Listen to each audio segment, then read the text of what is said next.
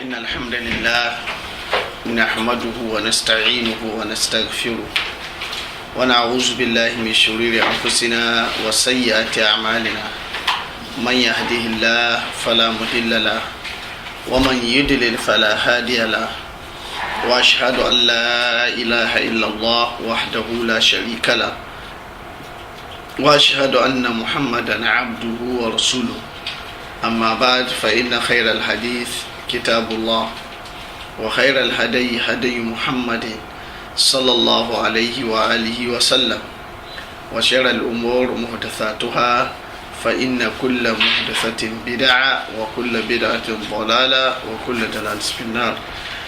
أحييكم بتحية الإسلام وهي السلام عليكم ورحمة الله وبركاته. So our last lesson we discussed about the Hadith al-Marfu. We explain for you the definition of Hadith al-Marfu and we give the examples of Hadith Marfu and we discuss about the hukum of Hadith al-Marfu. So today inshallah ta'ala we discuss Hadith al-Mawquf. Hadith Mawquf. Hadith al-Mawquf. So what is the definition of Hadith al-Mawquf? What is the definition of Hadith al-Mawquf? So what is the definition of Hadith al-Mawquf in Arabic language? So Hadith al-Mawquf in Arabic اسم المفعول من الوقف. اسم المفعول من الوقف. وعليكم السلام. اسم مرفوع من الوقف. So what is the meaning of waqaf? Stop. Yes, waqaf. اسم المرفوع من الوقف. Waqaf means stop. So if we say Hadith al-Marfu means is the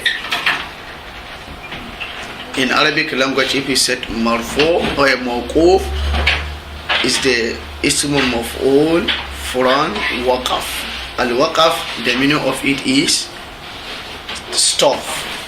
So كأن الراوي وقف بالحديث in the Sahabi means that like a narrator he's stopping the hadith only to Sahabi. Means he's stopping the hadith to Sahabi. He didn't take the hadith to the Prophet sallallahu alaihi wasallam. He didn't rise the hadith to the Prophet Muhammad sallallahu alaihi wasallam. Just he's stopping the hadith to Sahabi. So this is the meaning of al-Mawquf in Arabic language. Ism maf'ul from waqaf means stop. If he stops something, this is called al-waqaf, to stop. So in istilah, what is the definition of hadith mawquf in istilah, in hadith terminology? So hadith al-mawquf in hadith terminology huwa ma udifa ila as-sahabi qawlan aw fi'lan aw taqriran muttasilan aw munqati'an bihaythu yakhlu min qarinatin tadullu ala raf'ihi ila an-nabi sallallahu alayhi wa sallam. So hadith mawquf istilah huwa ma udifa ila as-sahabi is the hadith which is attributed to Sahabi qawlan aw fi'lan aw taqrir, either the saying or the action or walaikum salam or the approves. So the thing that I need to understand, Hadith al-Marfu is the hadith that is attributed to the Prophet Muhammad sallallahu alaihi wasallam, either his saying or his action or his approves. This is Hadith al-Marfu. So Hadith al-Mawquf is the hadith that is attributed to Sahabi, either the saying of the Sahabi or the action of the Sahabi or the approve of the Sahabi. So this is the meaning of Hadith al-mawquf. Any saying that is attributed to the Sahabi, this is called mawquf. Or any action that is attributed to the Sahabi, this is called mawquf. Or any approvals that came from the Sahabi, this is called mawquf. Because this hadith, the narrator, he didn't attributed it to the Prophet Muhammad sallallahu alaihi wasallam, just he attributed the hadith to Sahabi. So before you continue to give the examples, it's very important to understand what is the meaning of Sahabi. As-Sahabi, what is the meaning of? What is the meaning of Sahabi? So if we said As-Sahabi, Sahabi means is the person who meet the Prophet Muhammad sallallahu alaihi wasallam, and when he meet the Prophet sallallahu alaihi wasallam, he believe in Prophet Muhammad sallallahu alaihi wasallam, and he passed away in Islam. So this is the meaning of Sahabi. Whoever meet the Prophet Muhammad sallallahu alaihi wasallam, and when he meet him, he believe in Prophet Muhammad sallallahu alaihi wasallam, and he passed away in Islam, so this person called Sahabi. So this is the right definition of Sahabi. Because some people give the definition of Sahabi, they say that whoever see the Prophet Muhammad sallallahu alaihi wasallam. So because we have the Sahaba that are blind, they cannot see, they didn't see the Prophet. So the right definition is whoever meet the Prophet Muhammad sallallahu alaihi wasallam, and when he met the Prophet Muhammad sallallahu alaihi wasallam, he believed in Prophet Muhammad sallallahu alaihi wasallam, and he passed away in Islam. So if somebody he met the Prophet Muhammad sallallahu alaihi wasallam, and when he met Prophet Muhammad sallallahu alaihi wasallam, he didn't believe in Prophet. So after maybe he returned back to his hometown, he believed in Prophet Muhammad sallallahu alaihi wasallam. But after he believed in Prophet sallallahu alaihi wasallam, he didn't meet him again. So this is not Sahabi. It's not Sahabi. Also, if the person he believed in Prophet Muhammad sallallahu alaihi wasallam, but until the Prophet sallallahu alaihi wasallam passed away, he didn't meet the Prophet Muhammad sallallahu alaihi wasallam, also this person is not a Sahabi. So before we call this person a Sahabi, he must fulfill these conditions. One, he meet the Prophet Muhammad sallallahu alaihi wasallam. Second condition, when he met the Prophet sallallahu alaihi wasallam, he's a Muslim. He believed in Prophet Muhammad sallallahu alaihi wasallam, and he passed away in Islam. So these are the three conditions. So if somebody he didn't fulfill these three conditions, maybe he fulfilled two conditions, he didn't fulfill the one condition, so he's not a Sahabi. He have to fulfill these three conditions. First, to meet the Prophet Muhammad sallallahu alaihi wasallam. Second, when you meet him, you believe in him. And then the last one, to pass away in Islam. So if somebody he met the Prophet sallallahu alaihi wasallam, and when he met the Prophet sallallahu alaihi wasallam, he believed in Prophet Muhammad sallallahu alaihi wasallam. After he believed in Prophet sallallahu alaihi wasallam, but after the Prophet sallallahu alaihi wasallam passed away, this person he commit a ridda. He left the Islam, but before he passed away, he returned back to Islam. Also, this is Sahabi. This is what Ibn Hajar said. Before he passed away, he left the Islam, but before he passed away, he returned back. Is a Sahabi, because you know that some people after the Prophet sallallahu alaihi wasallam passed away, they left the Islam, but after the Abu Bakr radiallahu anhu, he conquers them, also to return back to Islam. So these people are Sahaba also. Are Sahaba.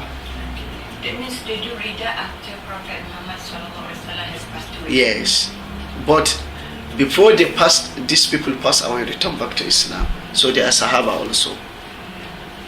So this is the Rajah, because they fulfill the three conditions. Firstly, they already met the Prophet, and when they met the Prophet sallallahu alaihi wasallam, they believe in Prophet Muhammad sallallahu alaihi wasallam. And when they believe in Prophet Muhammad sallallahu alaihi wasallam, also they pass away in Islam. But after that, they murtad, Rida. Yes. After the death of the Prophet. Yes, but the thing that you can look the end of that man. Is it when he passed away he's a Muslim or not? Oh, So if he's a Muslim when he passed away, he's a Sahabi. he's Sahabi. That means even if he had converted back to Christianity after the death of the Prophet. Yes, then but before if he didn't return back to Islam until he passed away, he's not a Sahabi. But if he returned back before he passed away to Islam, he's Sahabi because he fulfilled the three conditions. Which means that even those Sahabi, we cannot say that they are the hadith could be sahih if it comes from the person who after the death of the Prophet has converted to other religion. We can still take his... If he passed away, he didn't return back to Islam. But if after he became a murtad, so before he passed away, he returned back to Islam, we accept him. We accept his hadith. Because the thing that I need to understand these three conditions. So just look to the end of the person. Is it passed away in Islam or not? If he passed away in Islam, so he is Sahabi. Even before he passed away, he become a murtad. After that, he returned back to Islam. So he's Sahabi because he fulfilled the three conditions. He met the Prophet. When he met the Prophet Muhammad sallallahu alaihi wasallam, he believed in Prophet Muhammad sallallahu alaihi wasallam. When he believed in Prophet Muhammad sallallahu alaihi wasallam, also he passed away in Islam. This is what Ibn Hajar said in Nukhba and Isaba. This person, between he passed away, he became a murtad, but before he passed away, he returned back to Islam. He's Sahabi. So it doesn't matter when he became murtad, during Rasulullah sallallahu alaihi wasallam Yes. time or after. Yes, but he must fulfill the three conditions. For example, like I said, somebody, he met the Prophet Muhammad sallallahu alaihi wasallam. He came from his town and met the Prophet sallallahu alaihi wasallam in Mecca or in Medina. But when he met the Prophet sallallahu alaihi wasallam, he didn't believe in Prophet. So after he returned back to his hometown, maybe after 1 year or 2 years, he accepted Islam. But after he accepted Islam, he didn't return back to Mecca or Medina, or he didn't meet the Prophet sallallahu alaihi wasallam at anywhere. So until the Prophet passed away, so this person is not a Sahabi, because when he met the Prophet sallallahu alaihi wasallam, he's not a Muslim. He's not a Muslim, so we cannot call him Sahabi. We cannot call him Sahabi. Also, maybe somebody accepted Islam. Maybe his friend went to Medina and met the Prophet sallallahu alaihi wasallam, and his friend accepted Islam. He returned back to his town, and his friend started dakwah, and this person accepted Islam too from his friend, but he didn't travel to Medina until the Prophet sallallahu alaihi wasallam passed away. He didn't meet him. Also, this person, even he believed in Prophet sallallahu alaihi wasallam, Prophet sallallahu alaihi wasallam is alive, but he didn't meet him. So this is not Sahabi. Like Uwais. Yes. Uwais Uwais al-Qarni. al-Qarni. But the right is Uwais al-Qarni is Tabi'i. Yes, it's Tabi'i because he's not a muhadar. Because when he was born, Prophet sallallahu alaihi wasallam already passed away. So he's not a muhadara. He's a Tabi'i because Prophet sallallahu alaihi wasallam already explained that he's a Tabi'i in the hadith. So the right call is a Tabi'i. He's not a muhadara. Muhdara means the person who he believed in Prophet Muhammad sallallahu alaihi wasallam, and Prophet is still alive, but he didn't meet him until the Prophet passed away. We don't call him Sahabi, and also we cannot call him Tabi'i, because the Tabi'i is the person who, when he was born, Prophet already passed away. But this person, when the Prophet is alive, also is alive. He was in Yemen. Yes. Who? Uwais was in Yemen. Yes, but yes, no. Uwais is a tabi. Yes, because Prophet sallallahu alaihi wasallam, he mentioned in the hadith Uwais is tabi. So when he call him tabi, so it's okay, it's tabi. He's not a muhdaram. Muhdaram means the person. Yes, muhdaram. Mim or ba? Last. Eh? The last alphabet is ba or mim? Mim. Yes. Yes, muhdaram. So this person, he is the one who believed in Prophet sallallahu alaihi wasallam, and when he believed in Prophet sallallahu alaihi wasallam is still alive in Medina or in Mecca, but Allah subhanahu wa ta'ala, he didn't give him chance to meet the Prophet Muhammad sallallahu alaihi wasallam. Maybe you can find he is older than some Sahaba, but he didn't meet him. So this person, he's a muhdaram, he's not a Sahabi, also he's not a Tabi. So the Sahabi, the person who we call Sahabi, he must fulfill 3 conditions. 1, to meet the Prophet Muhammad sallallahu alaihi wasallam. Second, to be, when he meet the Prophet sallallahu alaihi wasallam, he believe in Prophet Muhammad sallallahu alaihi wasallam. The last condition, to pass away in Islam. So if we find any person who fulfill these 3 conditions, we call him Sahabi. So the Sahaba of Prophet sallallahu alaihi wasallam, there are many. Is the ulama said is more than 120,000 Sahabis, because in Hajjatul Wada, the ulama say that the people that attend the Hajjatul Wada together with Prophet sallallahu alaihi wasallam is almost 100,000. Yes. So the last Sahabi who passed away is Abu Tufail Amir bin Wasila. Abu Tufail Amir bin Wasila. This is the last Sahabi who passed. Amir.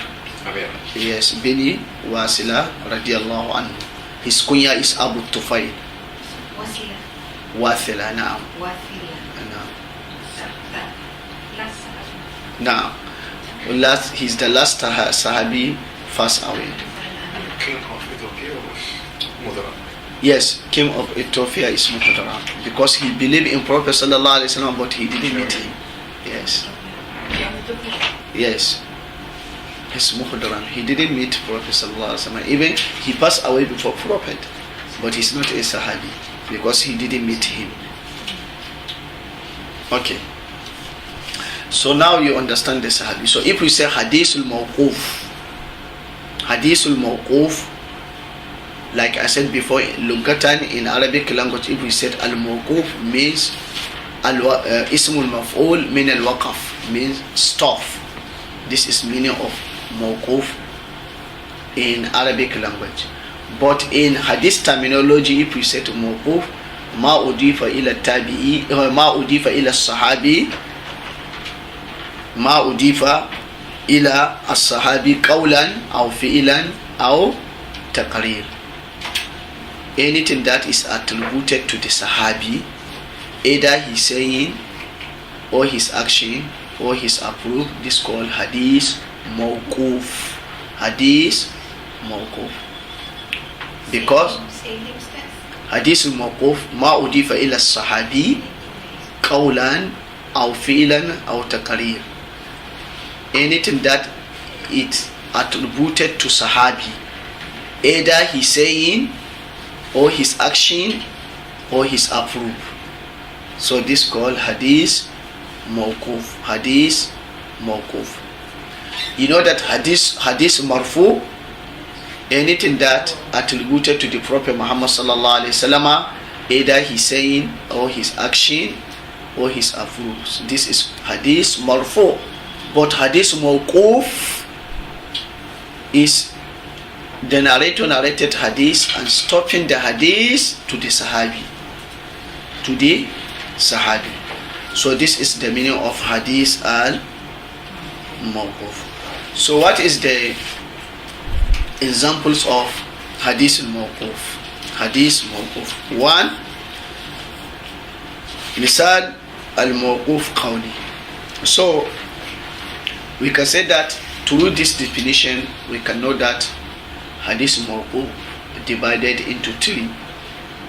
We have mawquf qawli, mawquf al-fi'li, mawquf al-taqriri.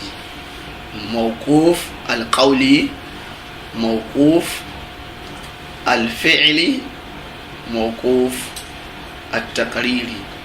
So mawquf al-qawli means the saying of Sahabi, the saying what Sahabi he said, the saying of Sahabi, what the Sahabi he said. So this is mawquf al-qawli, mawquf al-qawli.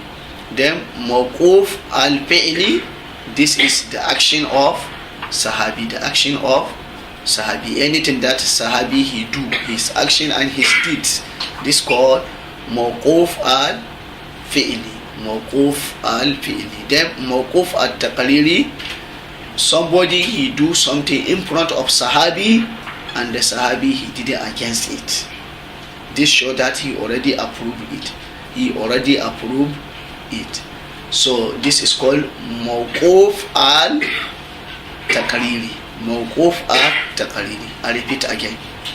We said through the definition of hadith al-mawquf, we can understand that hadith al-mawquf divided into three. We have al-mawquf al-qawli. The second types al-mawquf al-fi'li, then al-mawquf al-taqriri or mawquf al-taqriri. So mawquf al-qawli means the saying of the Sahabi, the saying of the Sahabi, anything that the Sahabi he said, anything that the Sahabi he said, this is called mawquf al-qawli. So mawquf al-fi'li, mawquf al-fi'li, the action of Sahabi, the action of Sahabi, anything that the Sahabi he did, his action. So this is called mawquf al-fi'li. Then mawquf al-taqriri means if somebody he do something in front of Sahabi and the Sahabi he did it against it, he means he approved it. So this is called mawquf al-taqriri, mawquf al-taqriri. So I try to give the examples of these three types of mawquf in order to understand it very well. So we started with the example of mawquf al-qawli. Mawquf al-qawli. For example, the narrator narrated the hadith from the saying of Sahaba. For example, hadith Ali radiallahu anhu in Sahih Bukhari, when the Ali said that قال علي بن أبي طالب رضي الله عنه حدثوا الناس بما يعرفون أتريدون أن يكذب الله ورسوله. Then this is the saying of Ali. Ali radiallahu anhu said that حدثوا الناس بما يعرفون. If you want to teach the people the Islam knowledge, or you want to inform them the hadith, try to teach them according to their understanding. Don't teach them something that is beyond their understanding, because if you teach them something that is beyond their understanding, then Ali said, "Aturiduna an yukadhib Allah wa Rasulah." Do you need these people to say Allah subhanahu wa ta'ala is telling lie, or the Prophet Muhammad sallallahu alaihi wasallam is telling lie? Because you bring something that is beyond their understanding, in their level they cannot understand it. So when you inform them, so maybe they will say, we not agree with this. How? Because their knowledge, their understanding, they cannot understand these issues.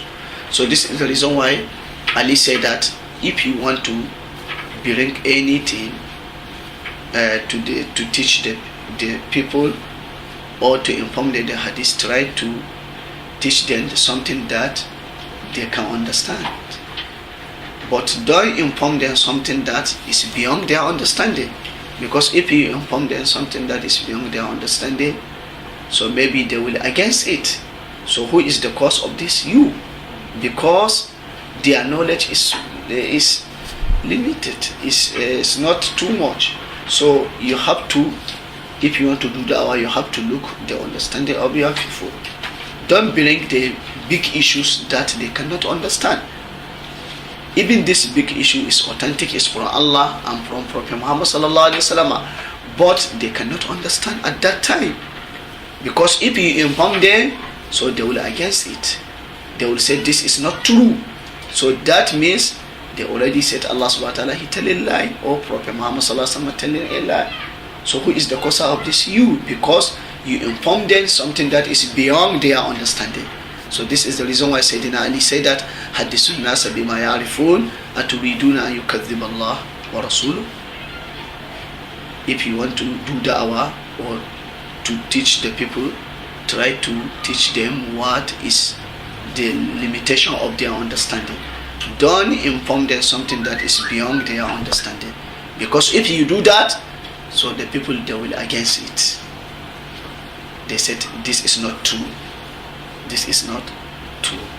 So you have to, the da'iyah, or he must to look the understanding of his people. This is the method of da'wah from Prophet Muhammad sallallahu alaihi wasallam. He teach the people according to their understanding. Do you feel their understanding is like the adat? Not adat. No. Yes, according to their knowledge. Knowledge of Islam. Yes. Don't, for example, this person, now he need to teach him how he can do tahara and wudu, and so you didn't teach him that. You started doing something that is very complicated to teach him, that he cannot understand it. Maybe he can against it. Or person who he didn't know how to pray, you started bringing something that is very complicated in Islam. In order, even the ulama, they had different opinion of it, you teach him. So you can confuse him, he cannot understand. Maybe you can discourage him, and maybe he can say this is not true. You understand? So you have to look the level of their understand, what they need now, what they can need now, how the limitation of their understanding, and inform them.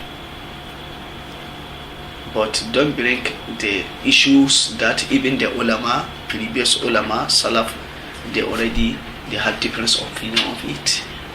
On his level, cannot. But if gradually teach him, gradually, until when his understanding, he can understand these issues, so you can discuss these issues with him.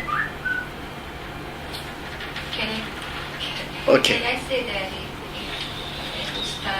but no, this is not like that you said. Okay. Or those ustaz who says it is bid'ah, which is authentic, that Rasulullah never did it, so he says that it is wrong. Whereas in their adat, they are been practicing it, so they will. This is depends. Okay. No, I don't say it's different. Wa alaikum salam. It depends of the situation that you see in your area. Maybe, for example, in some communities, maybe they already make maybe many years they are practicing something. They expected that in Islam. Is Islam. So if you come in, you know that the thing that they are doing maybe is mistake. Maybe they take it from the weak hadith, or it's not authentic from Prophet Muhammad sallallahu alaihi wasallam, or it's against the authentic sunnah. So how you do it? Don't at the first time start and condemning that thing, because if you bring them the authentic sunnah at that time, they will say no. How we can, maybe our fathers and grandfathers spend more than 30 years they are practicing this one. You said this is not authentic, Just started teaching them In Islam, we have the authentic hadith and non-authentic hadith. Until they understand that, yes, maybe some people, to teach them how, some people fabricated something that is not authentic and invented it to the Prophet. So you teach them gradually, until if they understand, okay, maybe in the hadith we can find the hadith that is fabrication, they understand that. So at that time you can say what you are practicing is not authentic from Prophet. So they will understand, because they know some people fabricated a hadith, but at the first time when you came, you said, stop this one, it's against the authentic sunnah, and you bring them the authentic hadith, they will reject that hadith, because you teach them the thing that is beyond their understanding at that time. But try to teach them gradually until they understand. So this is the meaning of what Sayyidina Ali means. So this is the way how the Prophet ﷺ also he do his da'wah. He started from something that is gradually, and if you read the da'wah of the Prophet ﷺ, it's different. How the Prophet ﷺ he do da'wah to the person who have knowledge is different with the person who is jahil. For example, I give you 2 examples. One day, a villager came in masjid. Yes, he passed the ring inside the masjid. The Sahaba started shouting to him. Then Prophet ﷺ said, the Sahaba, stop. After he finished, then Prophet ﷺ he called him, he teach him. He didn't say very harsh word to him. Just try to teach him according to his understanding. He get his friend, his sahabi, to wash the... Yes, najis. until he said for him, this masjid is not for that thing. We will build the masjid for the Qira'atul Quran, for the prayer, ibadat. Prophet explained for him. But when the Prophet ﷺ he saw Abdullah bin Umar, Sahabi, he wearing a al-Harir, Harir, silk. This is halal for women and is prohibited for men. Then Abdullah bin Umar, what Prophet says to him, "Ummuka amartaka bihaza," means he said to him, is it your mom give you this command to wearing this? This is very harsh. Because he have the knowledge. So you see the differences. You have to look to differentiate between the people that you call. He's a son of Umar. Yes. For example now, if I travel to other country, for example, that they already understand the hadith many things. The way how I do da'wah today is different how I do in here in Malaysia. For example, in my hometown, the way that I use da'wah is different what I da'wah. Because understanding there is yes, in my hometown they understand many things. So the way that I approach them in da'wah is different how I do my da'wah in here in Malaysia. Thank you. So it's different. You have to look. This is what Sayyidina Ali said. Hadithun nasa bima ya'rifun. So that's why the Ajam can question so many things that Nabi can answer. Yes, this is the reason why the villagers, they came to the Prophet. They didn't know the adab. They shouting to the Prophet. But Prophet, he didn't he didn't stop in there. They will ask many questions. Even the question that is not, they cannot benefit from them. But the Prophet, he answered them. He gave the answer. So you have to, this is the meaning of Hadithun Nasa Bima Ya'rifu Aturiduna an yukadhiballahu wa Rasulahu. Somebody, maybe he traveled to maybe Saudi Arabia or something like that, he learned. He come back to his people. The first thing he started, all what you did is wrong. And his people cannot accept from him. He must teach them gradually. They didn't know the hadith. They try to open the class. You teach them what is the meaning of hadith. the hadith, not all the hadith that the people said hadith is from Prophet Muhammad sallallahu alaihi wasallam. We have authentic, we have weak hadith. Gradually, until they understand not all the hadith that was written in the book is authentic hadith from Prophet. So maybe the thing that they apply it, they copy it from the or weak hadith. So if you said so thing that you do is weak hadith, they already understand. So it's very easy for them to leave. But in the first time you attack them, you said this thing that you are doing is bid'ah because it's from weak hadith. They cannot understand. They will say, how my grandfather and my father he doing it now? How old are you? So you must be in the hikmah to teach them gradually until they understand. Then you can explain for them. حدثوا الناس بما يعرفون أتريدون أن يكذب الله ورسوله. Because if you didn't do that, you can inform them the authentic hadith. They say it's not true. So who is the cause? Are you? Because it's not good to bring the authentic hadith to the Muslim. He rejected it because it's the saying of Allah or it's the saying of Prophet Muhammad sallallahu alaihi wasallam. Because the qaida is, if somebody inform you the authentic hadith, you must to accept it. It's prohibited for you to reject the authentic hadith. So this is the example of mawquf al-qawli. Then mawquf al-fi'li. For example, mawquf al-fi'li, قال أبو بكر بن أبي شيبة رحمه الله حدثنا هشيم قال أخبرنا حسين عن أبي وائل عن أسود بن يزيد قال رأيت عمر بن الخطاب افتتح الصلاة فكبر ثم قال سبحانك اللهم وبحمدك وتبارك اسمك وتعالى جدك ولا إله غيرك. So this hadith, can you repeat the isnad again? Yes, I repeat in English. So this hadith, Abu Bakr bin Abi Shayba narrated it in his kitab al-Musannaf. He narrated it from Hushaym.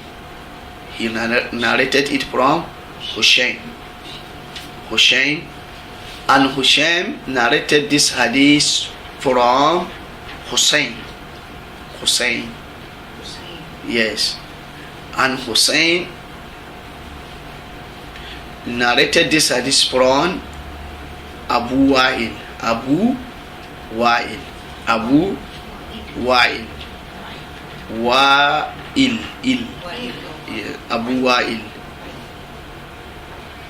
Wa'il narrated this hadith from Aswad bin Yazid. Aswad bin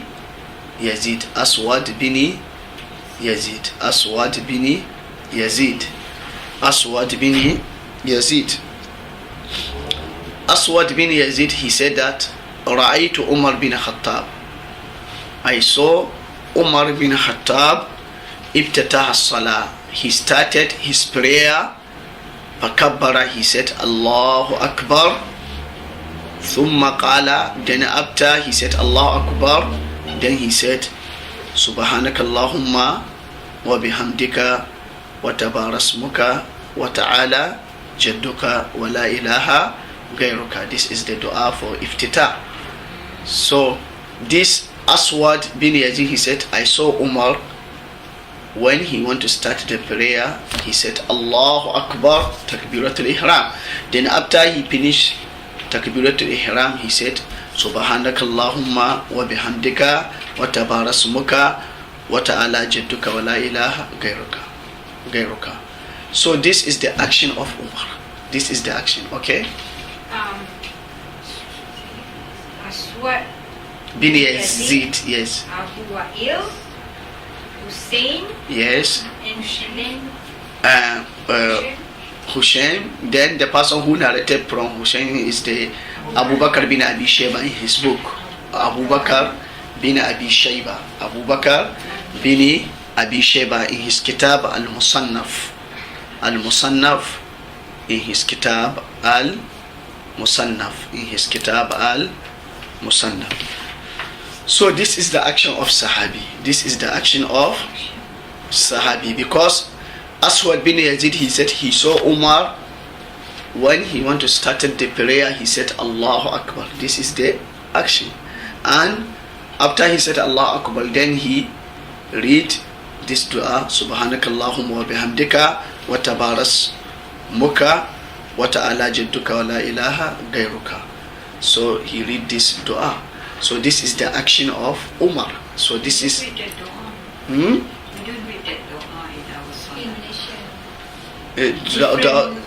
no, we had different dua, different, not only this one. Oh, there's so many. Yes, we have so many. Allahumma ba'id bayni wa bayna khataya kama ba'adta bayna al-mashriq wal maghrib. This is the dua al-istiftah that Prophet sallallahu alaihi wasallam used to read. And also this one, you can read. How about Allahumma afini fi bihka? Alhamdulillah katsira wa subhanallah. So I didn't know this one. That one is the one that we learn in Malaysia. No, I didn't say that it's not. Excuse me, I didn't say that it's not authentic. Maybe because dua istiftah, we have many hadiths that narrated from Prophet Muhammad sallallahu alaihi wasallam. Maybe this dua may be also narrated from Prophet, but I didn't know. No, it's not. Because it's a combination of two hadith. Part of the hadith, part of the hadith into one combination. So maybe I didn't know really, but maybe read the dua for me here. We said, Alhamdulillah kasira wa la ilaha illallah. Ratam wa asila in the in the tasbihat fi yawm al-Eid.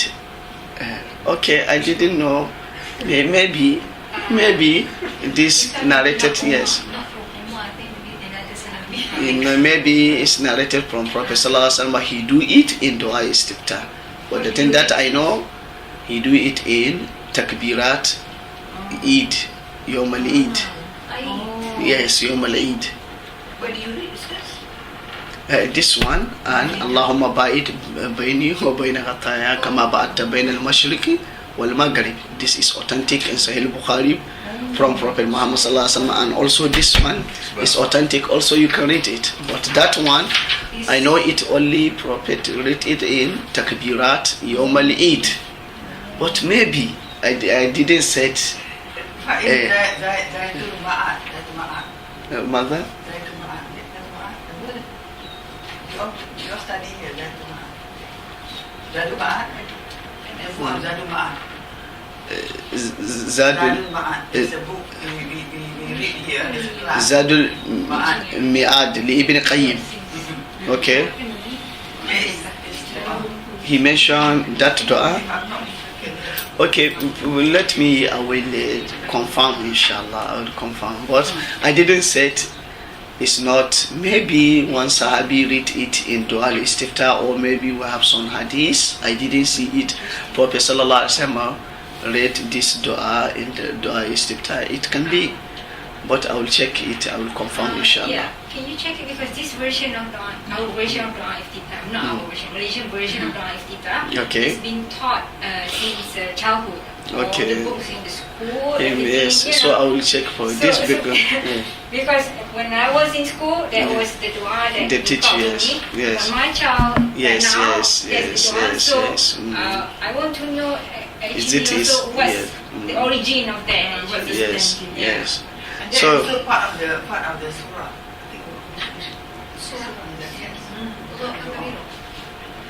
Some of the Salati wa Suki wa Mahyaya wa Mamati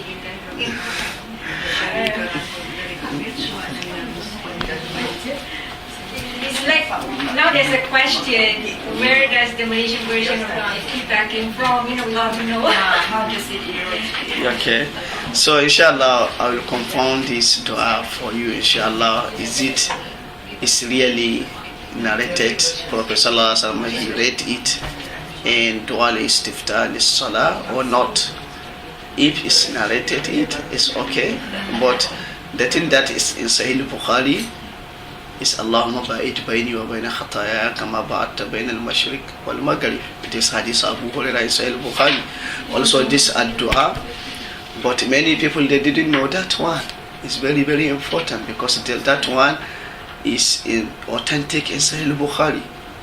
But without reading it also okay, isn't it? Eh? Without reading it is alright, isn't it? It's all, even if you didn't read the dua istiftah, your salah is okay. But But it's sunnah, your It's sunnah, yes. It's, doa you mentioned it is in the Fortress al-Muslim. it's what? Fortress al-Muslim, the Fortress. Fortress al-Muslim. Okay. Yes, Yes. This Allahumma ba'id baini. Also, you can read this one. Subhanakallahumma wa bihamdika wa tabarasmuka wa ta'ala jadduka wa la ilaha gairuka. This one. can you give us both? Yes, I will give you inshallah. Okay. Can you repeat the one in the Sahih Bukhari earlier? Okay, it's long. Even I read for you, maybe you cannot write it now. I will write it for you. Next week I bring it for you. Allahumma ba'id bayni wa bayna hataya kama ba'adta bayna al-mashriq wal maghrib wa naqini min hataya kama. No, okay, it's okay there. I see. If you have the Hisn al-Muslim, it's there.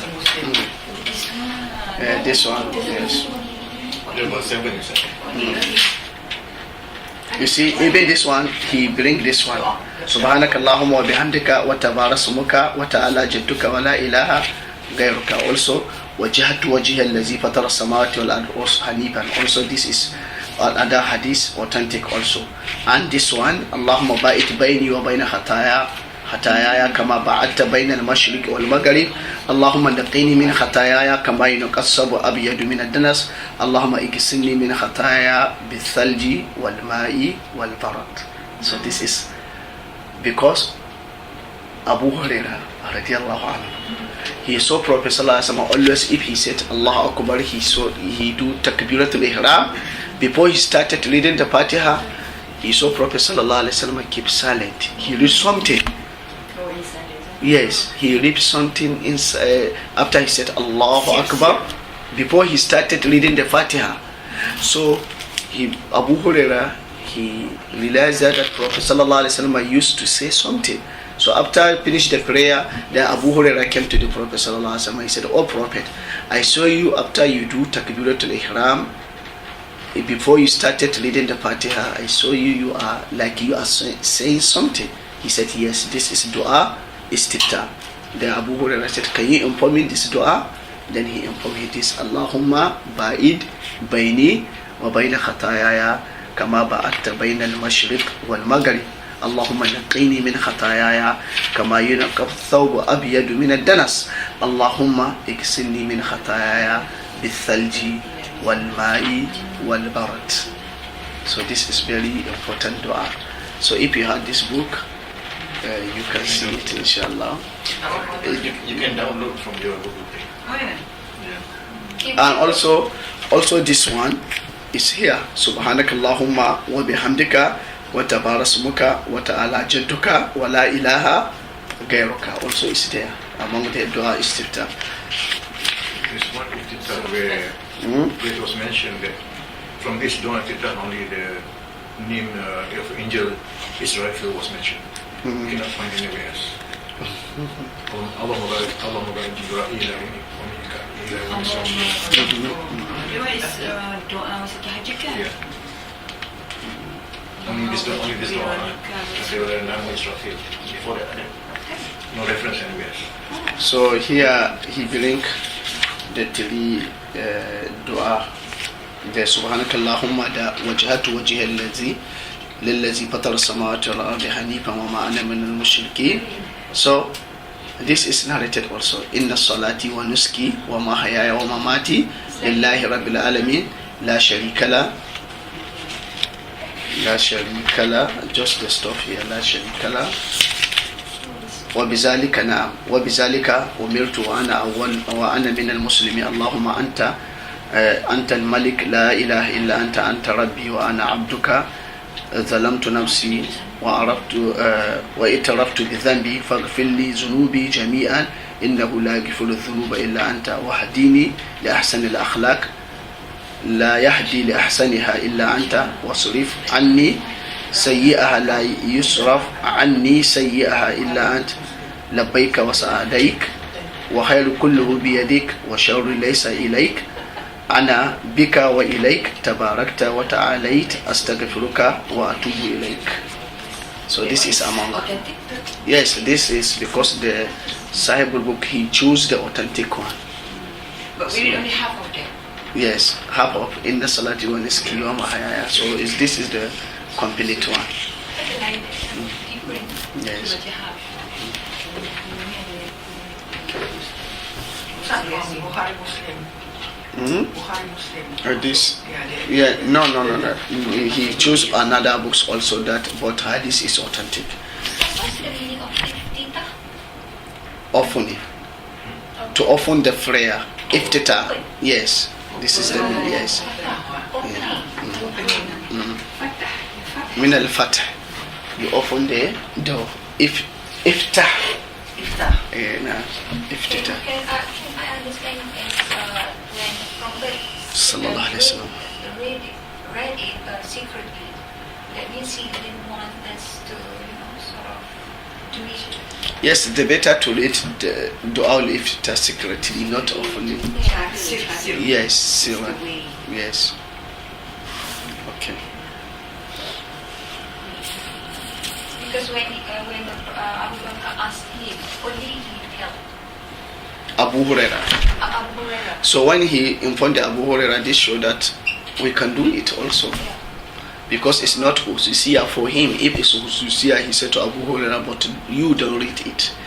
But Abu Huraira, because he's the very hardworking student, anything that he saw the Prophet he will ask the questions.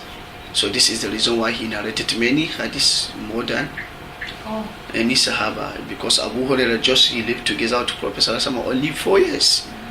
But he narrated many hadiths, more than 5,000 hadiths from Prophet Muhammad Sallallahu Alaihi Wasallam. So all his the hadith that comes from Abu Hurairah is considered as hadith mawquf. No, it's not mawquf. It's not mawquf, it's marfu. Yes, marfu, yes. Yes. This hadith mawquf bil fi'li is the fi'l of Umar. Yes, Umar bin Khattab. So this is the reason why I bring for you this example. Yes. So even if he quoted a sahabi's fi'l, also is considered as hadith. Mawquf. This is the thing that we discuss now. Hadith al-mawquf. The hadith that is attributed only to Sahaba, to Sahabi. So this is called hadith al-mawquf. Mawquf al-fi'l. Then mawquf at-taqriri. Mawquf at-taqriri. What is the meaning of mawquf at-taqriri? Mawquf at-taqriri.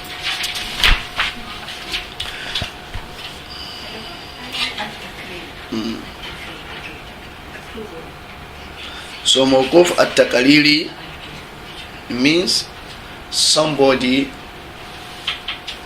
he do something in front of Sahabi and Sahabi he did it against it. This is called marfu at-taqriri.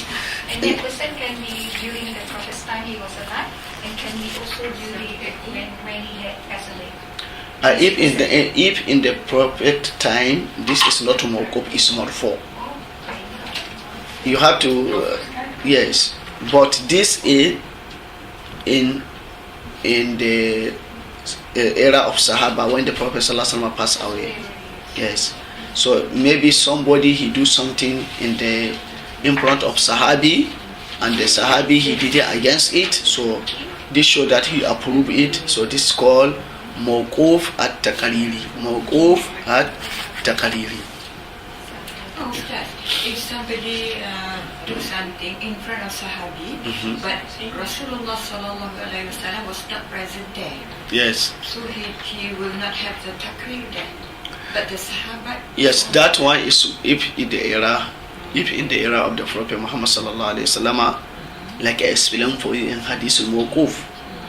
This hadith is hadith marfu because like Sahaba said, kunna na'mal fi ahad an-nabi sallallahu alaihi wasallam. So this hadith, if you look it, it's like mawquf because he didn't mention the name of the Prophet Muhammad sallallahu alaihi wasallam. But the hukum of hadith I will discuss is now. The hukum of hadith is marfu, because in the era of the Prophet, because you can call it marfu at-taqriri. Why? Because if it's against Sharia, even the Prophet sallallahu alaihi wasallam is not in that at present time, the Jibril, he will come in from the Prophet. So Sahaba, or so people do something that is against Sharia, you can explain today. So if Prophet sallallahu alaihi wasallam, he didn't say anything, no any wahi came and against that thing, so this is mawquf taqriri wa hukumuhu marfu. It's mawquf but hukum marfu. We can you ask me, inshallah we discuss it now. Okay. Inshallah. So mawquf at-taqriri. For example, one example here.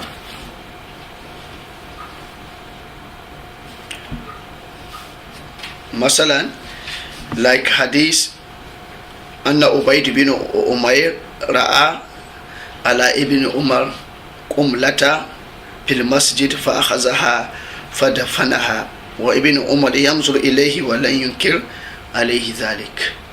This hadith from Musannaf Abdul-Razak, he narrated it from in the way from Ubayd bin Umayr. Ubayd bin Umayr. Ubayd bin Umayr. Ubayd bin Umayr, he said that Ra'a ala ibn Umar qumlata. You know qumla, this small insect that can enter in the hair. Small insect. Kutu. Lice, yes. So he saw this lice in the head of Ibn Umar, this person Ubayd, and he removed it. Ibn Umar, he sit down in masjid. Then this Ubayd ibn Umar, he saw this lice in the hair of Ibn Umar, and he removed it, and he make a hole, small hole inside the masjid, and he put that, and he buried it in the masjid. And Ibn Umar, he looked him, he didn't say for him, he didn't against him.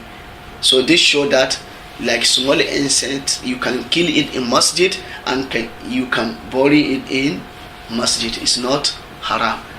So this is mawquf at-taqriri. No, we cannot do it. Masjid are all cemented. But here in Malaysia, but many countries, the masjid is not cement. Yes. Oh, yes. Even not outside, even inside the masjid, they didn't put the cement. Yes. But it's insect. Yes. It's ground. Yes, it's ground.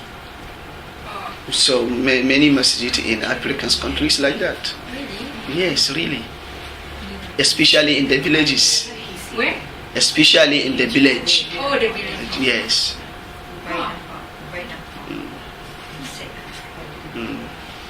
So this is marfu mawquf at-taqriri.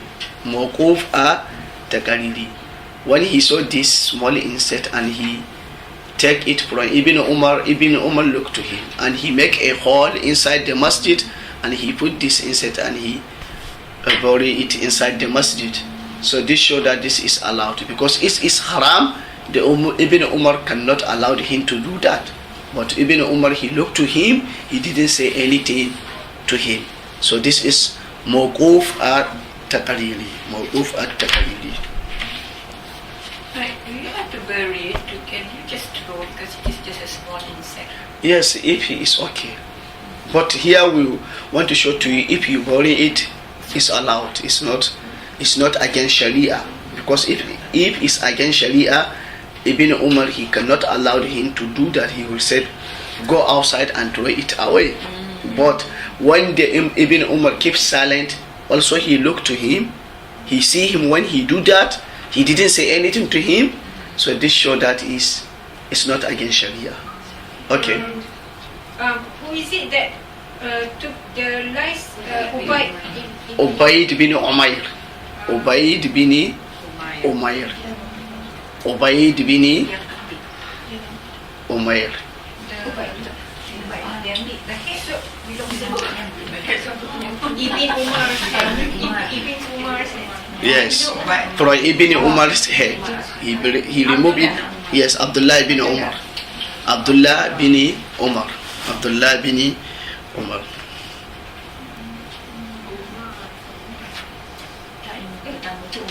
Oh, Kepada Ibn Umar.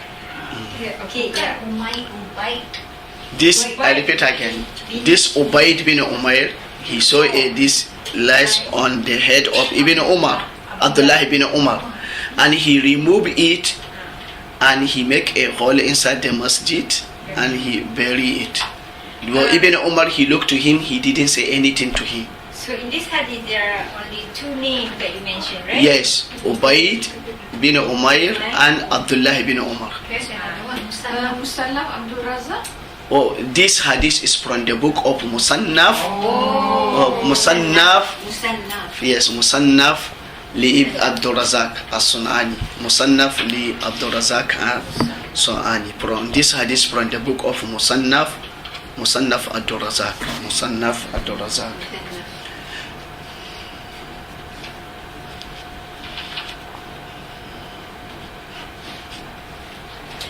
The inside is confirmed lies, or it's just... Yes, it's lies. It's lies. Kumla, yes. It's open. That can, if the entire can, yes, they can. Not spider, I passed Not you. spider, not spider. Bigger inside. Yes, that inside you normally they get that inside your hair. You can, yes, lice. Yes, this is kumla. These eyes must be very sharp. Yes, very sharp. Oh no, actually there's a lot of lies. They can just Pick up on it.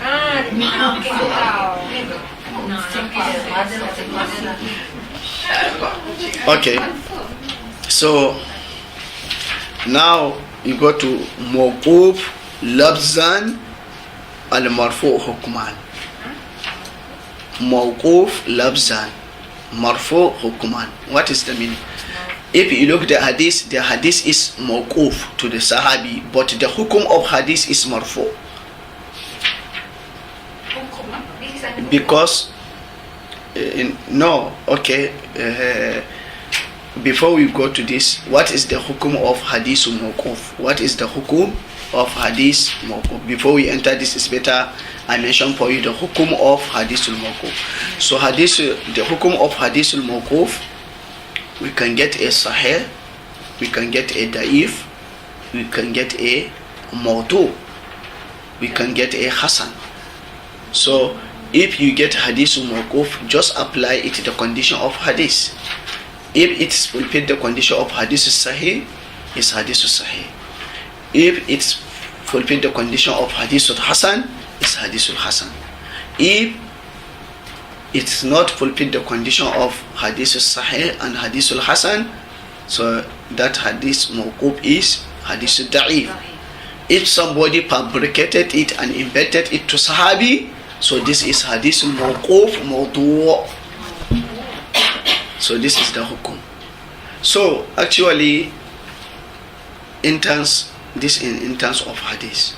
But another thing is it what sahabi he do or he said is hujjah? If you said hujjah means what Prophet sallallahu alaihi wasallam said is hujjah, we have to follow. So is it what sahabi he said is compulsory for me, I follow it or not? So hujjah means hujjah dalil. Is it a dalil? Is it the qawl sahabi, the saying of sahabi, or the amal sahabi? Is it a hujjah dalil that we can apply in our ibadah or not? So this, the ulama, they have different opinions regarding this one. So but the majority ulama, because I want to mention for you just the rajah only, because no time we discuss the dalil one by one. Some ulama say that the qawl sahabi is not a hujjah. It's not a hujjah. And some ulama say that the sahaba who their qawl and amal is hujjah, only Abu Bakr or Umar. Only Abu Bakr or Umar. Because Prophet sallallahu alaihi wasallam said, iqtadu billazaini min ba'di Abu Bakr wa Umar. Mean you follow the way of these two men after me, Abu Bakr and Umar. This hadith is authentic. So yes, yes, I mentioned for you the opinions of ulama. Some ulama say that the qawl Abu Bakr and Umar, or the work, the deed of Abu Bakr or Umar is only hujjah, not remaining Sahaba. They say that because Prophet sallallahu alaihi wasallam said, iqtadu billazaini min ba'di Abu Bakr wa Umar. You follow the way of these two men after me, Abu Bakr wa Umar. So the ulama say that whatever Abu Bakr said and Umar, and whatever they do is hujjah. Is hujjah. We can apply it in our ibadah. We can. One opinion. Yes, second opinion. Second. Yes. This one is this. What was the first opinion? First opinion, the qawl Sahaba, the saying of Sahaba and the deed of Sahaba is not hujjah. It's not hujjah. This is the first opinion. The second opinion is they said only qawl Abu Bakr and Umar is hujjah. Only qawl Abu Bakr and Umar is hujjah. Because of that hadith, iqtadu billazaini min ba'di Abu Bakr wa Umar. Exactly what is the meaning of hujjah? Hujjah dalil. Yes, the thing that you is dalil and you can apply it in ibadah and hukum. So meaning that this hujjah dalil it was not what do you call it, happened or presented during Prophet Muhammad's time. This one, yes, we didn't find it in proper time, but the Sahaba, they are the people that give fatwa on it, or they do it. So is it we can say this also is among the Sharia? If you said hujjah means it's among the Sharia, we Muslim we can use it or not. So this is the meaning of hujjah. I hope you understand. So some ulama say that only the work of Abu Bakr and Umar is hujjah. Only the work of Abu Bakr and Umar is hujjah. Ustaz, do you know why this ulama exclude Ali and Usman? I will come because this hadith iqtadu billazaini min ba'di Abu Bakr or Umar. They say because Prophet sallallahu alaihi wasallam said that you follow the way of two men after me. Hadith Abu, Bukhari? yes, hadith Tirmidhi, but it's authentic hadith. Yes, it's authentic hadith. Abu Bakr and Umar. Abu Bakr and Umar. So this is the second opinion. Another opinion is that only the saying of Khulafa Rashidin is hujjah. Only the saying of Khulafa Rashidin, the third one, is hujjah. Because of the hadith, alaykum bi sunnati wa sunnati Khulafa Rashidin. They said only the Khulafa Rashidin, they are saying is hujjah, but the remaining Sahaba, they are saying is not hujjah. They are saying is not hujjah. And another opinion that They're saying only or deeds as well. They're saying only or they are deeds and saying and deeds. Yes. And another opinion is the qawl sahabi and their deeds is hujjah. Is hujjah. All sahaba is hujjah. Is hujjah. So this call is rajih, the last one, but with the conditions. With condition. If any call of sahabi or any his deed is not against Quran and Sunnah, it's not against Quran and Sunnah. If it's against Quran and Sunnah, so it's not a hujjah. But if it's not against Quran and Sunnah, so it's hujjah. This is the first condition. Second condition, and this sahabi, when he said he's saying or he do his deed, we didn't find any sahabi against him. We didn't find any sahabi against him. If we find any sahabi against him, So we have to look these two things. We see which is right. But if you find no any Sahabi against him, so this is Hujjah. Also this is Hujjah. So these are the two conditions. For the fourth. Yes, the first is the Rajah, but with these two conditions. If he's saying it's not against Quran and Sunnah. Secondly, if another Sahabi he didn't against him. Okay. So this regarding the hukum of Hadith Mawquf. In terms of Hadith, we can find Sahih, we can find Hasan, we can find Da'if, we can find also Mawdu. In terms of applying it in Ahkam, the ulama they have different opinion. Some ulama say that the sayings of Sahaba and their hadith is not Hujjah, and some ulama say that the saying of Abu Bakr and Umar and their hadith is only Hujjah, but the remaining Sahaba their saying are not Hujjah.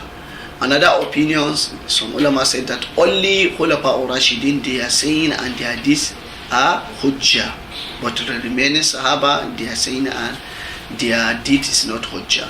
The last opinion is the sayings of Sahaba and their hadith is Hujjah, but with two conditions. First condition is if this saying is not against Quran and Sunnah.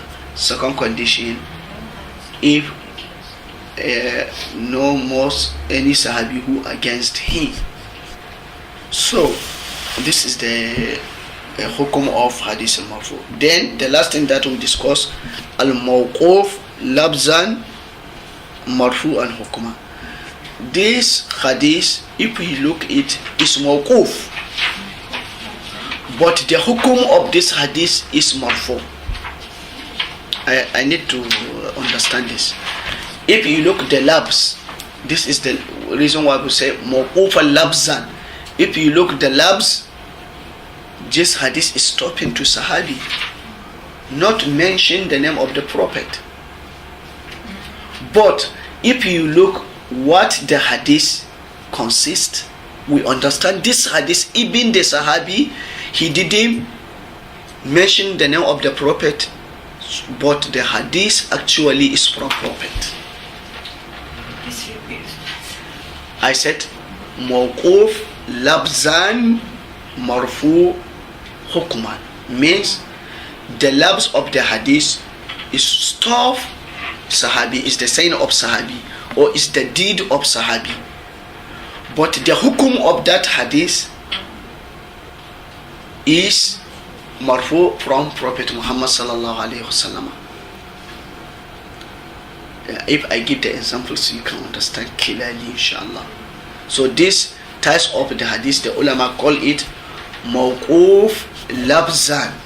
If you look, the words of the Hadith is stopping to Sahabi, but the hukum of the Hadith is Marfu from Prophet Muhammad sallallahu alaihi wasallam. For example, if the Sahabi one, the first example that I'll give you, if the Sahabi he give the story what happened in the past, he give the story what happened in the past. Maybe he give the story what happened in the era of Adam, or in the era of Noah, or in the era of the previous Anbiya, before the Prophet Muhammad sallallahu alaihi wasallam. So we know that even Prophet sallallahu alaihi wasallam, he didn't know these stories. Only Allah subhanahu wa ta'ala, he revealed the stories to him.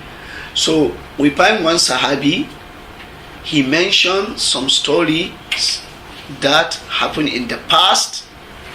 Also, he didn't mention the name of Prophet Muhammad sallallahu alaihi wasallam. He didn't mention the name of Prophet Muhammad sallallahu alaihi wasallam. So we know that all the Sahaba, they are telling the truth. So we said even he didn't mention the name of the Prophet, this story that he gave to us, really he hear it from Prophet Muhammad sallallahu alaihi wasallam, but just he didn't mention the name of the Prophet. So we call the Hadith Mawquf Labzan, because the Sahabi, he didn't mention the name of the Prophet, but the hukum of hadith is marfu, like remaining hadith that mentioning the name of the Prophet Muhammad sallallahu alaihi wasallam. Because the Sahabi, how he can know something happened in the past? How? Only through the way of the Prophet Muhammad. Because Allah subhanahu wa ta'ala cannot reveal anything to the Sahabi. The wahy came only to the Prophet. So if the Sahabi, he informed us something that happened in the past, so we know that really he heard that thing from Prophet Muhammad sallallahu alaihi wasallam. Because Prophet sallallahu alaihi wasallam, he know it through the wahy. So the Sahabi, Allah subhanahu wa ta'ala cannot reveal a wahy to the Sahabi. So for this reason, ulama, they call these things marfu lafzan and marfu hukman. Also another thing, if the Sahabi, he give us story what it will happen in the future, maybe what is it happen in Yawm al-Qiyamah, or what is happening in grave, in qabr, or what is happening before Yawm al-Qiyamah. He give us the story of Dajjal, for example, or story of Mahdi, or story of the signs of Qiyamah, and he didn't mention the name of the Prophet, just he give the story. So also this we call it mawquf labzan marfu hukma, because how he can know what it will happen in the future? He's not a prophet. Even Prophet sallallahu alaihi wasallam, who informed him, Allah subhanahu wa ta'ala, he revealed him and informed him what it will happen in the future. So if the Sahabi, he give us these stories and he didn't mention the name of the Prophet Muhammad sallallahu alaihi wasallam, so we said really this hadith, he hear it from Prophet Muhammad sallallahu alaihi wasallam. Even he didn't mention the name of the Prophet Muhammad sallallahu alaihi wasallam. So we call it marfu lafzan and mawquf hukman. Then also mawquf lafzan marfu hukman. I repeat, marfu mawquf lafzan marfu hukman. Okay. Also another example, if the Sahabi, The same one, eh? in number 3 no. No, I mean example 3, yes. For example, if the Sahabi, he informed us that if you do this ibadah, you have reward. If you do this thing, you have a dhanb, you have a sin. So also this is mawquf labzan marfu hukman. Why?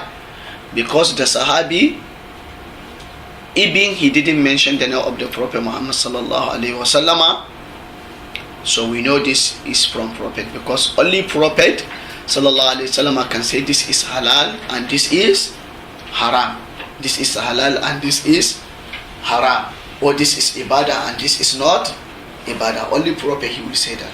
So if the Sahabi, he said this is ibadah and this is not ibadah, or this is halal and this is not, this is haram, even he didn't mention the name of the Prophet Muhammad sallallahu alaihi wasallam, so we know that he hear this hukum from Prophet Muhammad sallallahu alaihi wasallam, because only Prophet Muhammad sallallahu alaihi wasallam can say this is halal and this is haram, or this is ibadah and this is not ibadah. So if the Sahabi said for you, this is ibadah and this is not ibadah, and this is halal and this is not halal, he didn't mention the name of the Prophet, so we know that really he heard this hukum from Prophet Muhammad sallallahu alaihi wasallam. Even he didn't mention the name of the Prophet, because the Sahabi, he don't have power to say this is halal and this is haram. Only he hear it from Prophet sallallahu alaihi wasallam. So for this issue we said mawqufan lafzan Because why we call it mawqufan lafzan? Because he didn't mention the name of the Prophet. But marfu'an hukuman, why we call it marfu'an hukuma? Because this thing that the Sahabi said, he cannot say it without he hear it from Prophet Muhammad sallallahu alaihi wasallam.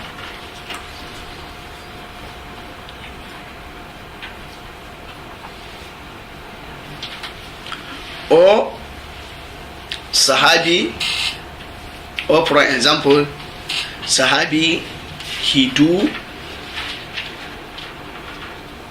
some ibadah. Maybe in the ibadah he add many things in the ibadah, and after he finished, he didn't say to Prophet sallallahu alaihi wasallam do it. So we know it. We said this additional that the Sahaba he had in this ibadah, really he saw the Prophet sallallahu alaihi wasallam, he did it. Even he didn't mention the name of the Prophet, because the Sahabi, he don't have power to add anything new in ibadah. So because we already trust the Sahaba, so if he add something new in the ibadah, we know that really he saw Prophet sallallahu alaihi wasallam, he added it. For example, Sayyidina Ali, when he prays Salatul Kusuf al-Shams, you know that Salatul Kusuf al-Shams, it has two ruku. You know Salatul Kusuf al-Shams? Khusuf al-Shams. Khusuf. Yeah. Yes. So we have Khusuf al-Qamar and Khusuf al-Shams. So if the Qamar, Khusuf al-Qamar, yes, Khusuf al-Qamar, we can pray 2 rak'ah. Also Khusuf al-Shams. So when the Prophet sallallahu alaihi wasallam pray Salatul Khusuf al-Shams, he do 2 ruku in 1 rak'ah. 2 ruku in 1 rak'ah. This is, yes, Salatul Khusuf al-Shams, 2 ruku. In post rak'ah, he read like a Surah al-Baqarah. In post stand, he read like Surah al-Baqarah. Then he do ruku, post ruku. Then after that, he wake up also. He read another surah and he return. He do another second ruku. Then he went to sujood. So Salatul Khusuf al-Shams, it has 2 ruku. So, but this is what narrated from Prophet Muhammad sallallahu alaihi wasallam. But what happened Sayyidina Ali when he went to pray Salatul Khusuf? What he do? Sayyidina Ali radiallahu anhu, he do more than 2 ruku in 1 rak'ah. More than 2 ruku. He add maybe 3 or 4 ruku in 1 rak'ah. But the thing that we know is narrated from some Sahaba, from Prophet Muhammad sallallahu alaihi wasallam, he do 2 ruku in 1 rak'ah. But Sayyidina Ali, he do more than 2 ruku in 1 rak'ah. You know, in both rak'ah, all is because it's 2 rak'ah all. But each rak'ah, it has 2 ruku. It has 2 ruku. So Sayyidina Ali, he did more. So this we call it mawqufan, because Ali, he didn't labzan, he didn't mention it. We call it mawquf fi'lan, but marfu hukman. Even the Sayyidina Ali, he didn't say that Prophet sallallahu alaihi wasallam, he do more than 2 ruku, but when he do it, we know that he cannot add any new thing in Islam until he saw Prophet sallallahu alaihi wasallam, he do it. Meaning that he's used to see The Prophet, yes. Prophet did it more than 2 ruku. Yes. So for this reason he do it. So even he didn't mention him because we trust him. He cannot bring something new to add in Islam. So we trust him because he's a Sahabi. So we call it this action, what he do, we said mawquf labzan walakin marfu hukman. Yes. Marfu hukman. Now, also if labzan means saying, yes, This one mawquf fi'lan. Mawquf fi'lan, marfu hukman. Marfu. This another one. Yes, this one is the fi'l of Sayyidina Ali.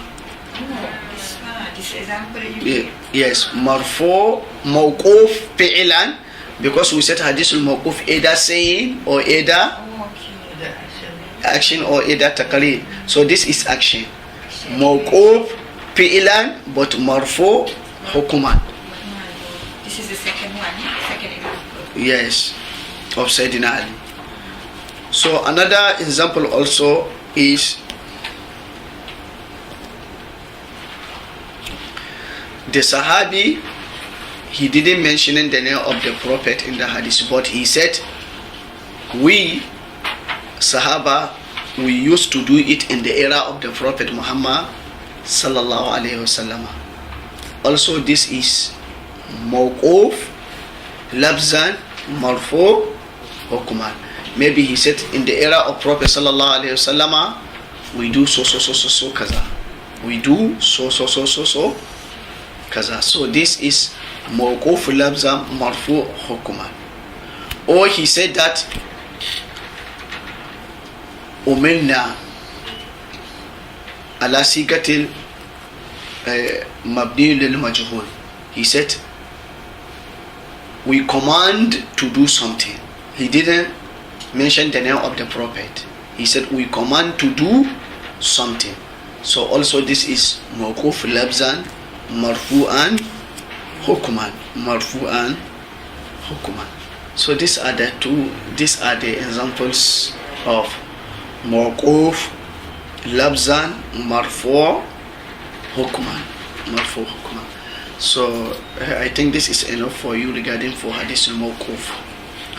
So I think alhamdulillah all the types of ulum al-hadith we already finished it. Inshallah, about the types, since authentic hadith, the hadith al-da'if, hadith al-hasan, and many types of hadith al-da'if, one by one we discuss. Oh, Maktu. Yes, Maktu, I forgot. Because next week I need to start the biography of Imam al-Bukhari. Yes, okay, no problem. We do hadith al-Maqtu' next week, inshallah. So upper week, inshallah, we started with methodology of Muhaddisun, because also it's very important when you study the biography of Bukhari and how the Imam al-Bukhari. We started with Imam al-Bukhari.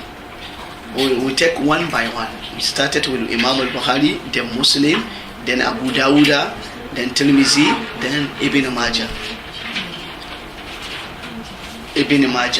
So we discuss about the Bukhari, biography of Bukhari, how the Bukhari started seeking the knowledge of hadith, and how the Bukhari he write the Sahih Bukhari, and what are the methodologies of Bukhari in Sahih Bukhari. Because if you know the methodology of Bukhari in Sahih Bukhari, if you take Sahih Bukhari, it's very easily to understand it. Yes. Inshallah, after we finish, then we discuss about the Muslim. Then after Muslim, the Abu Dawud. And if you, this is very important, because from this you can understand only Bukhari and Muslim, they take promise they will bring the authentic hadith. Because many people, if they bring hadith from Abu Dawud, you say this hadith is da'if. You said, how is da'if? It's in Sunan Abu Dawud. Abu Dawud, he didn't take promise that he bring all the authentic hadith in his book. And the methodology of Abu Dawud also. And Tirmizi, the methodology of Tirmizi, the biography of Tirmizi, and Ibn Majah. So these are the methodology of Muhaddisin. Can you end with Albani? Yeah? Can you end with Albani? Albani is present time. It's better we discuss about the So much controversy. Albani. Ustaz, what about Nasai?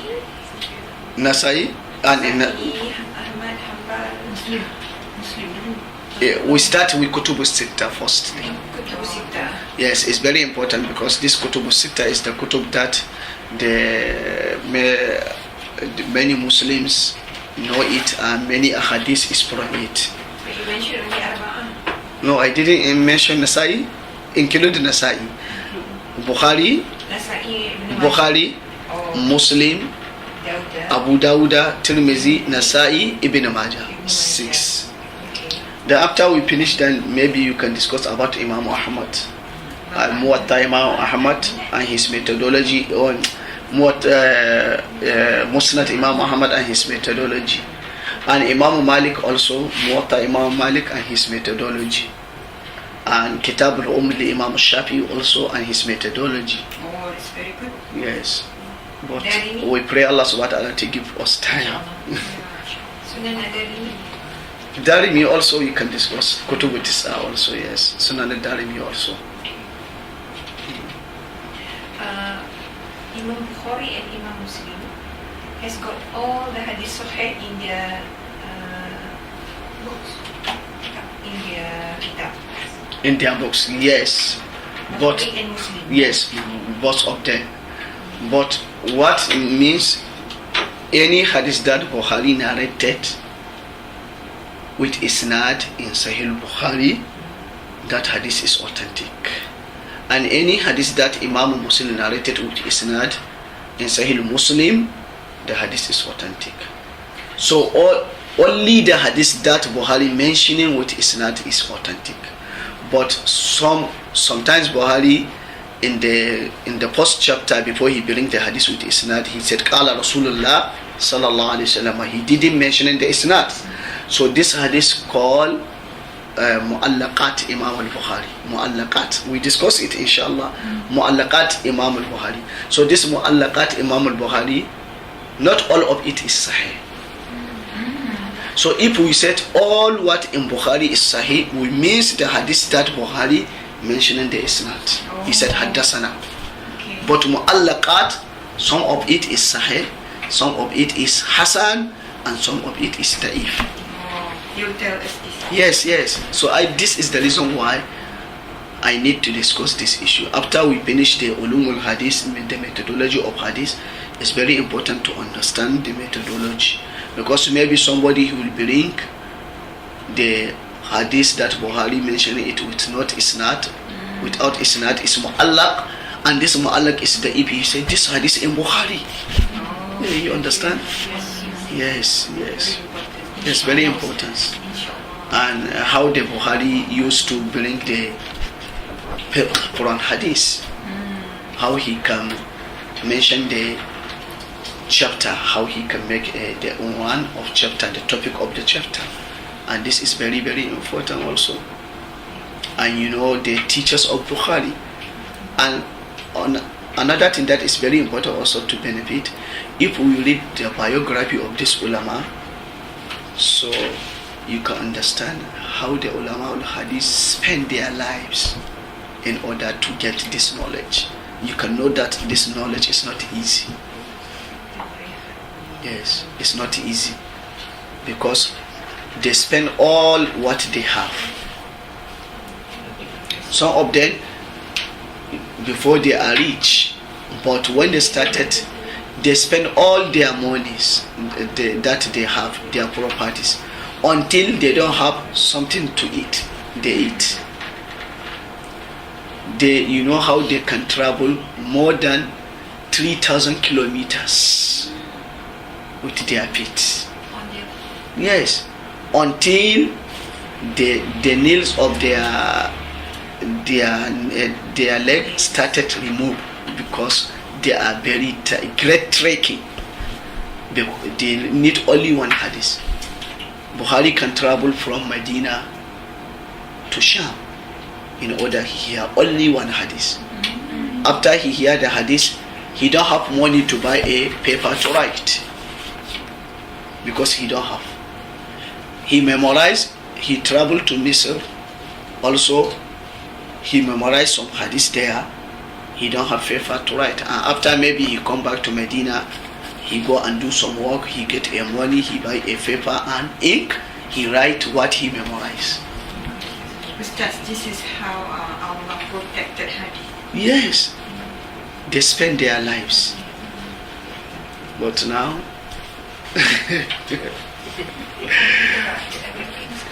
yes, computerizing. So inshallah we stop here. Next week inshallah we discuss about the hadith al-maqtu'. Ustaz, this is not regarding hadith. Okay, so I will close this one firstly.